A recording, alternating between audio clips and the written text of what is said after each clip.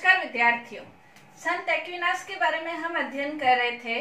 पाश्चात्य राजनीतिक विचारक एक्विनास मध्य युग का बेहतरीन विचारक, महान विभूति, महान धर्माचार्य, श्रेष्ठ दार्शनिक, समन्वयकर्ता, एकीकरणकर्ता अपन उसे कह सकते हैं। अनेक विद्वानों ने एक्विनास की तारीफों के पुल बांधे हैं। एक्विनास के राजनीतिक विचारों का अध्ययन हम कर रहे थे। एक्विनास के राज्य संबंधी विचार, राज्य शासन प्रणालियों का वर्गीकरण, राजतंत्र को सर्वश्रेष्ठ शासन प्रणाली के कारण, ये सब अध्ययन हम कर चुके हैं। आज एक्विनास के जो दूसरे राजनीतिक विचार है उसके बारे में हम अध्ययन करेंगे। एक्विनास के जो विचार है उसके अंतर्गत नेक्स्ट उसका जो विचार है शासक के कर्तव्य। शासक के कर्तव्य के विषय में एक्विनास ये कहता है कि शासक पृथ्वी पर शासन करने वाला, नगर या प्रांतों के ऊपर जो समस्त जनता निवास करती है उसके ऊपर शासन करने वाला शासक होता है। लेकिन वो ये शासन जनता के हित में करता है। जो वो शासन करता है वो शासन करने का उसे जो अधिकार है वो ईश्वर के द्वारा प्रदान किया गया है। इसलिए उसे जो शासन करना है वो जनता के कल्याण के लिए ही, जनता के हित के लिए ही उसे वो शासन करना है। इसके अलावा वो ये कहता है, सोलोमन के शब्दों में हम कह सकते हैं कि शासन के अंतर्गत आने वाली समस्त नागरिकों के ऊपर, प्रजा के ऊपर उसका यानी कि शासक का आधिपत्य होता है। लेकिन शासक को अपना शासन ईश्वर की इच्छा अनुरूप यानी कि जनता के कल्याण के लिए ही करना है।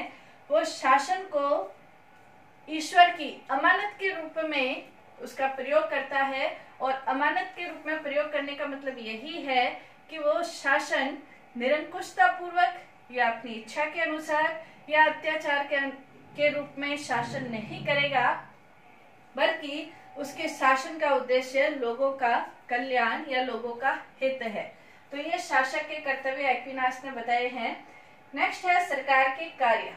सरकार के विभिन्न प्रकार के कार्यों का वर्णन एक्विनास ने अपनी रचनाओं के अंतर्गत किया है। इनके राजनीतिक विचारों का प्रमुख दर्शन यदि हम देखें तो इसका सुमा थियोलॉजी का उसकी जो बुक है उसके अंतर्गत उसके राजनीतिक विचारों के दर्शन होते हैं। शासन के कार्यों के अंतर्गत वो ये कहता है कि शासन का प्रमुख कार्य है जीवन को नियमित करना, यानी कि जो भी प्रजाजन है, जो भी नागरिक है, उनके जीवन की एक दिशा को निर्धारित करना, उसकी दिशा पुण्य की ओर, सद्जीवन की ओर, कल्याण की ओर उनका जीवन लगे, ये शासक का प्रमुख कर्तव्य है। दूसरा, शासक का जो प्रमुख कर्तव्य है कि वो प्रजा की रक्षा करे।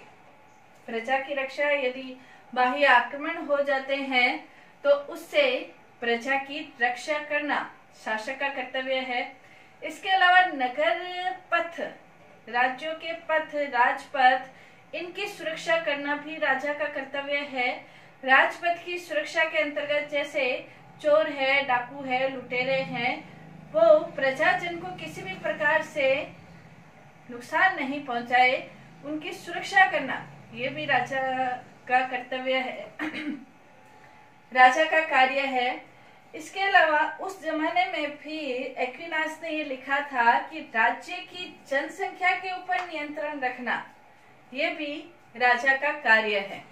इसके अलावा विशेष मुद्रा का प्रचलन करना, विशेष मुद्रा अपने राज्य के अंतर्गत अपनी परिचय कराती हुई मुद्रा का प्रचलन करना, ये भी राजा का कर्तव्य है। इसके अलावा भार, नाप, तोल, इससे संबंधित आर्थिक समस्याओं से संबंधित व्यवस्था करना, ये भी राजा का कर्तव्य है। इसके अलावा जो दरिद्र हैं, राज्य के अंतर्गत जो दरिद्र हैं, उनकी आवश्यकताओं की पूर्ति करना, ये भी राजा का महत्वपूर्ण कर्तव्य या राजा का महत्वपूर्ण कार्य है। इसके अलावा कानून है, आदेश है, दंड है, प्रशासन व्यवस्था है, इसकी व्यवस्था करना, ये भी राजा का कर्तव्य है। जनता को उसके आवश्यक वस्तुओं की पूर्ति होती रहे, ये भी राजा का कर्तव्य है। ये सब कार्य सुचारू रूप से संचालित कैसे होंगे, तो उसके लिए भी एक्विनास ये कहता है कि इन सब कार्यों के सुचारू संचालन के लिए राजा को ये आवश्यक है कि इसके लिए वो विभिन्न प्रकार के अधिकारियों की नियुक्ति करे। तो राजा का ये भी कर्तव्य है कि विभिन्न प्रकार के अधिकारियों की नियुक्ति के माध्यम से ये विभिन्न प्रकार के कार्य राज्य के अंतर्गत सुव्यवस्थित रूप से संचालित होते रहे। सुरक्षा महत्वपूर्ण है, आर्थिक व्यवस्था, प्रशासनिक व्यवस्था, न्याय व्यवस्था, ये सारे कार्य राज्य में सुचारू रूप से संपन्न हो, ये राजा का महत्वपूर्ण कार्य है, सरकार का महत्वपूर्ण कार्य है। इसके अलावा संपत्ति संबंधी जो विचार है, संपत्ति संबंधी विचारों के अंतर्गत एक्विनास ये मानता है, संपत्ति संबंधी विचारों के अंतर्गत वो ये कहता है कि संपत्ति कोई पाप में परिस्थितियों की उपज नहीं है। जैसे एक्विनास से पहले के विचारकों ने, दार्शनिकों ने कहा कि संपत्ति पाप में परिस्थितियों की उपज है, यह संपत्ति नहीं होनी चाहिए, इस तरह के विचारों का खंडन एक्विनास कहता है। एक्विनास ये कहता है व्यक्तिगत उन्नति के लिए और सामाजिक उन्नति के लिए, राजनीतिक उन्नति के लिए, परोपकार के लिए, कल्याण के लिए व्यक्ति को संपत्ति की आवश्यकता है। और संपत्ति के विषय में वो ये कहता है कि व्यक्ति को अपनी व्यक्तिगत आवश्यकताओं की पूर्ति के लिए संपत्ति का प्रयोग करना चाहिए, और यदि अधिशेष संपत्ति है तो उस संपत्ति को सामूहिक आधार पर उसका प्रयोग होना चाहिए। यानी कि आवश्यकताओं की पूर्ति होने के बाद यदि संपत्ति शेष रहती है तो संपत्ति का प्रयोग सार्वजनिक हित में व्यक्ति के द्वारा होना चाहिए, लेकिन संपत्ति व्यक्ति के स्वयं के लिए और समूह के लिए, राज्य के लिए, कल्याण के लिए वो आवश्यक मानता है। दूसरा, संपत्ति के विषय में वो ये कहता है कि जो सूदखोरी है, ब्याज है, इंटरेस्ट है, संपत्ति के बदले में जैसे ब्याज इत्यादि लेता है, उसका वो घोर निंदा करता है। वो ये कहता है कि संपत्ति पर किसी भी प्रकार का सूद या ब्याज न तो सरकार के द्वारा न व्यक्तियों के द्वारा लिया जाना चाहिए। इसके अलावा वो ये कहता है कि जैसे सोना है, चांदी है, हीरे हैं, ये जो संपत्ति के धातुएं हैं, तो इनका मूल्य इस कारण से है कि ये बहुमूल्य वस्तुएं हैं। इस कारण से जीवन उपयोगी वस्तुएं नहीं है लेकिन बहुमूल्य है, इस कारण से इनकी उपयोगिता है। तो उस उपयोगिता के अंतर्गत ही इनका प्रयोग होना चाहिए। जीवन निर्वाह अर्थहीन वस्तुओं का उपयोग नहीं होना चाहिए। यानी कि जो भौतिक चीजें हैं उनको भौतिक रूप से ही उसका प्रयोग होना चाहिए, आवश्यक वस्तुओं के रूप में इनका प्रयोग नहीं होना चाहिए। तो ये संपत्ति संबंधी उनके विचार हैं। नेक्स्ट इनके विचार दासता संबंधी विचार। दासता संबंधी विचारों के अंतर्गत जैसे प्लेटो दासता के संबंध में मौन है, अरस्तु ने दासता को प्राकृतिक कहा है, अगस्टाइन ने दासता को पाप में परिस्थिति की, व्यक्ति के पाप कार्यों के कारण व्यक्ति दास बन जाता है, इस तरह के विचार प्रकट किए हैं। इन सभी विचारों का एक्विनास खंडन नहीं करता, लेकिन फिर भी वो ये कहता है कि जो दासता है वो प्राकृतिक नहीं है, लेकिन दासता होनी चाहिए। किस संदर्भ में होनी चाहिए, उसके लिए वो ये कहता है कि सैनिकों को निडरता पूर्वक, निर्भयता पूर्वक और विजय की आकांक्षा उनमें उत्पन्न हो, उस एवज में हम दासता का प्रयोग कर सकते हैं। जैसे सैनिकों को ये डर उनमें पैदा किया जाए कि यदि वो हार जाते हैं, यदि उनकी पराजय होती है, तो हो सकता है कि दूसरे देश के शासक उन्हें अपना दास बना ले। तो इस डर के कारण जो सैनिक है वो विजय की उनमें लालसा पैदा होगी और विजय प्राप्त करने की उत्कृष्ट आकांक्षा उनमें पैदा होगी। तो वो दासता का वर्णन सैनिकों की दृष्टि से करता है, और वो दूसरे देशों का न्यू टोस्टामेंट, ओल्ड टोस्टामेंट जो इनकी बुक्स है, इनमें उदाहरण देते हुए भी वो इसको सिद्ध करता है कि यदि सैनिकों में इस प्रकार का भय व्याप्त किया जाए तो सैनिक विजय प्राप्त कर लेते हैं। तो दासता का इस तरह का वर्णन किया है। राज्य और चर्च मध्य युग का एक सबसे महत्वपूर्ण विषय राज्य एवं चर्च के संबंध में था। राज्य श्रेष्ठ है या चर्च श्रेष्ठ है? कुछ विद्वान, कुछ दार्शनिक, मध्य युग के जो दार्शनिक है वो राज्य को श्रेष्ठ मानते हैं और कुछ विद्वान चर्च को श्रेष्ठ मानते हैं। एक्विनास चर्च की श्रेष्ठता सिद्ध करने वाला प्रमुख दार्शनिक मध्ययुगीन दार्शनिक था। वो चर्च की श्रेष्ठता सिद्ध करने के लिए कुछ अपने उदाहरण भी देता है।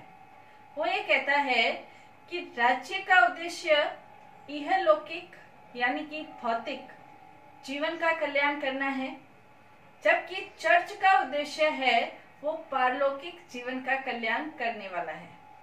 इहलौकिक जो उद्देश्य है, जो कल्याण है, इस लोक का जो कल्याण है, इहलौकिक जो कल्याण है वो क्षणभंगुर है और पारलौकिक जो कल्याण है वो स्थायी है। जब पारलौकिक कल्याण स्थायी है तो चर्च क्या कार्य करता है? स्थायी कल्याण करने का कार्य करता है। और जब चर्च स्थायी कल्याण करने का कार्य करता है तो श्रेष्ठ कौन हुआ? चर्च श्रेष्ठ हुआ। इसलिए राजा को चर्च के नियमों के अधीन कार्य अपनी शासन व्यवस्था का संचालन करना चाहिए। राज्य के कार्यों के अंतर्गत, राज्य की नीतियों के अंतर्गत हमेशा राजा को चर्च से सलाह मशवरा लेना चाहिए। राजा को अपना शासन ईश्वर की इच्छा के अनुरूप ही संचालित करना चाहिए और ईश्वर की इच्छा चर्च के माध्यम से ही संचालित होगी। इसके अलावा वो ये भी कहता है कि कोई ऐसा राजा है जो कि जनता के कल्याण के लिए कार्य नहीं करता, अत्याचार पूर्वक शासन करता है, अकल्याण करता है, ईश्वर के अनुसार शासन नहीं करता, तानाशाही शासन करता है, तो चर्च को ये अधिकार है कि ऐसे राजा को गद्दी से हटा दे। अधिकारियों की नियुक्ति और उनकी पदच्युति में भी चर्च का और उसके पादरियों का महत्वपूर्ण हाथ रहता है, क्योंकि जो चर्च है वो राज्य के ऊपर श्रेष्ठ सत्ता है, क्योंकि वो पारलौकिक उद्देश्य को संचालित करता है। इसलिए चर्च और राज्य के बीच किसी भी प्रकार की कोई लड़ाई नहीं है, बल्कि जो चर्च है वो श्रेष्ठ है। उस श्रेष्ठता चर्च जनता के संपूर्ण सत्ता का, दायित्व का, संपूर्ण सत्ता या संपूर्ण कल्याण के दायित्व का निर्वाह करता है चर्च। इसलिए चर्च श्रेष्ठ है। इसकी तुलना एक्विनास जहाज के रूप में करता है। जहाज का जो यंत्र है उसके रूप में उसकी तुलना करता है कि जैसे जहाज है तो जहाज जब चलता है तो जहाज के अंतर्गत जो विभिन्न प्रकार के यंत्र होते हैं उन यंत्रों का संचालन विभिन्न प्रकार के कारीगर या बढ़ई के द्वारा होता है। वो यंत्र को संचालित करते हैं और जब जहाज चलता है उसमें कुछ खराबी आती है तो उस खराबी को दूर भी करते हैं। लेकिन वो ये सब कार्य किसके अनुशासन में? जो चालक है उसके अनुशासन में रहते हुए संपूर्ण करते हैं। तो यहाँ जो जहाज के बढ़ई है वो एक तरीके से राजा है और जो चालक है वो चर्च है। तो जैसे जहाज चालक के अनुशासन में रहता हुआ अपनी दिशा निर्धारित करता है, अपनी मंजिल को पहुंचता है, वैसे ही राजा और जनता को भी चर्च के पादरियों के अनुशासन में रहते हुए अपनी दिशा, जीवन पथ की दिशा को निर्धारित करना चाहिए। इसके अलावा वो ये कहता है कि चर्च और राज्य दोनों के बीच किसी भी प्रकार की प्रतिद्वंदिता नहीं है। चर्च और राज्य एक दूसरे के पूरक हैं, प्रतिद्वंदी नहीं है बल्कि एक दूसरे के पूरक हैं। राज्य के अंतर्गत चर्च के माध्यम से राज्य को पूर्णता की स्थिति प्राप्त होती है। इसलिए जो चर्च है वो ऑटोमेटिकली श्रेष्ठ है, राज्य के ऊपर श्रेष्ठ है। इसलिए राज्य का ये कर्तव्य है कि वो चर्च के माध्यम से या चर्च के निर्देशन में अपने राज्य कार्य का संचालन करे। और जो राजा ईश्वर के अनुसार शासन नहीं करता है तो चर्च का ये दायित्व है कि वो उसे जनता की भक्ति से भी मुक्त कर सकता है। इसलिए चर्च और राज्य के बीच चर्च की सत्ता सर्वश्रेष्ठ है, सर्वोच्च है, और इसमें किसी भी प्रकार की कोई गलतफहमी नहीं है। तो आज हमने एक्विनास के राजनीतिक विचारों का अध्ययन किया। कल इसके कानून संबंधी विचार है और दूसरे विचार है, उनका हम अध्ययन करेंगे। धन्यवाद।